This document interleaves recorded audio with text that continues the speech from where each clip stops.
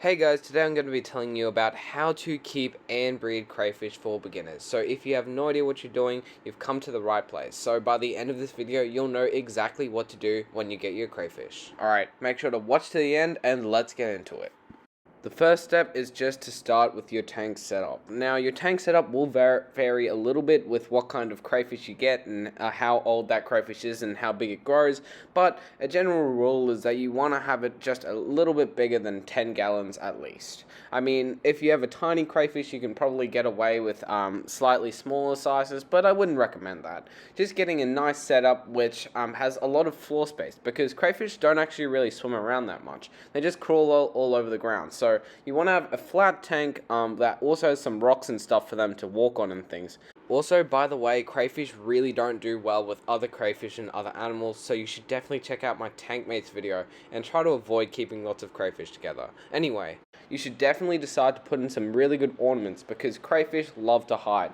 It's actually really important that your crayfish gets lots of hiding spaces because it's really good for them when they're molting and just when they're sick. So make sure to add some of those as well, and then you can start moving on to pH and water parameters. But if you don't know what that is, that's okay. It's totally new for beginners. If you're completely new to pH and all that stuff, just make sure to watch my video explaining that, because that will put it in much more simpler terms. And other than that, if you're just completely new to this sort of stuff and don't understand pH at all, just make sure your water is dechlorinated and slightly cold most of the time and out of the sun. That's really the most I can tell you if you don't have a pH testing kit, but I wouldn't really worry about that too much if you're new to this sort of stuff, because most of the time, if you're just cleaning your tank regularly, you wouldn't need to worry about it anyway. So once you've figured out your water parameters and all that sort of stuff and your actual tank setup, and you have in mind what kind of crayfish you want to get and how old it will be and all that sort of stuff, and you have cycled your tank, and if you don't know what that is, look into it because it is kind of important, then you should be ready to actually get your crayfish. Alright, so question number 1. What do crayfish eat? Well, crayfish eat a lot. In fact, they eat anything that you give them, and they'll eat lots of it too. They eat like pellets, live fish, lots of things. So the easiest option is just to go to your pet store or order online some crayfish pellets, and your crayfish will love those. Like crustacean cuisine is what I feed my crayfish, and they seem to love it. So you can either feed them that, but if you want your crayfish to have a bit more varied diet and be a little bit more healthy, you can give them like occasional live feeds or brine shrimp or vegetables. In fact, crayfish actually love grapes. Like my crayfish would eat grapes all the time if I gave it to them. So yeah, you can feed them like a lot of things.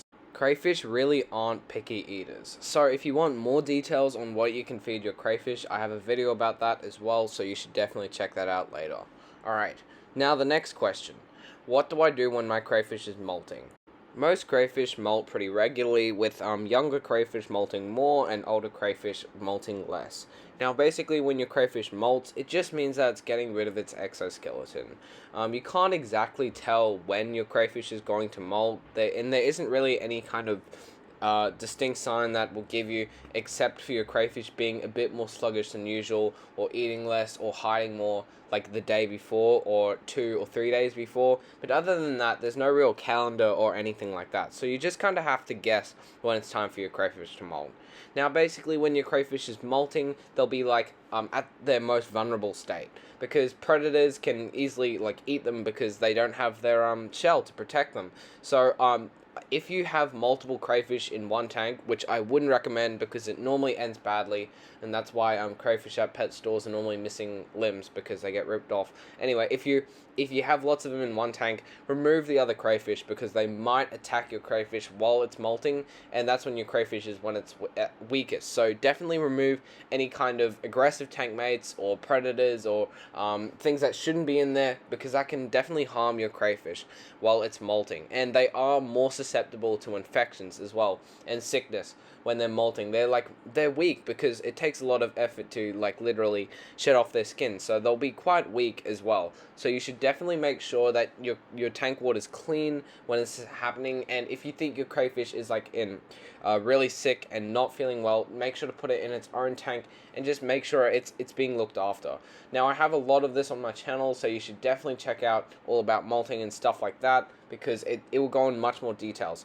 Now, I wouldn't be too worried but if your crayfish just eats its own shell, because they just do that to get I don't know, whatever they shed out back into them. So if you see a crayfish eating a shell, that's totally normal as well.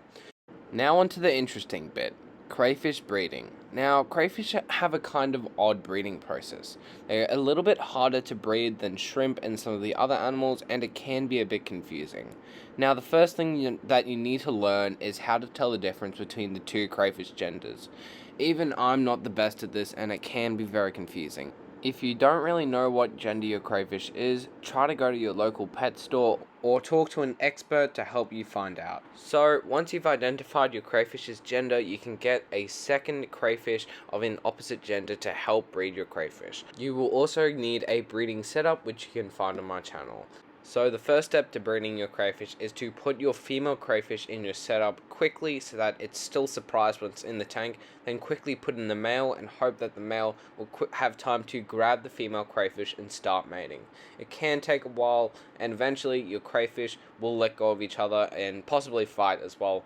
And breeding crayfish can be quite difficult because they might fight each other and not mate, but if the female's put in quickly and first, the male should have time to quickly grab the female and start mating. Once you're sure that the crayfish have stopped breeding, you can now take them out and put them in their own tanks. You should definitely separate the female from the male and put it in its own tank, and you can even put it in like this sort of net thing so that once it has eggs and the little crayfish swim away, the adult crayfish can't eat them. So yeah, and also make sure that your filter doesn't suck up all the baby crayfish, because they will get sucked up if they get near a filter that doesn't have like a sponge or something over it. But you'll hear more about that in the breeding setup video. Then after a while, like a few weeks, your crayfish should eventually develop eggs, which you'll see, and then eventually your crayfish will make more crayfishes, and then you'll have lots of baby crayfish, which is awesome. Now, I also need to make a video on how to care for baby crayfish, but I don't think I've got around to that yet. But if you do, you can check that out later.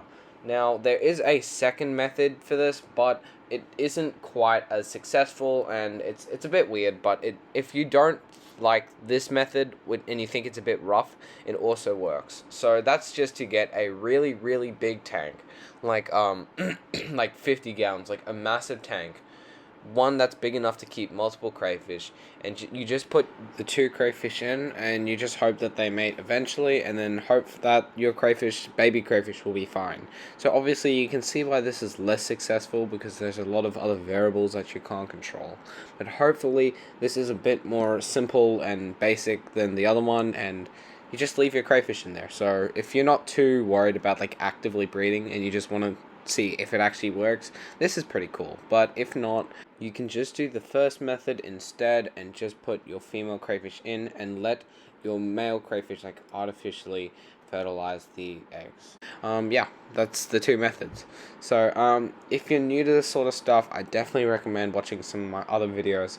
I know I've probably been talking a bunch of stuff that doesn't make a lot of sense, but if you just see some of my videos, it will make so much more sense, and you'll kind of understand what I'm saying. Well, anyway, thanks for watching to the end, and please like and subscribe. Thanks.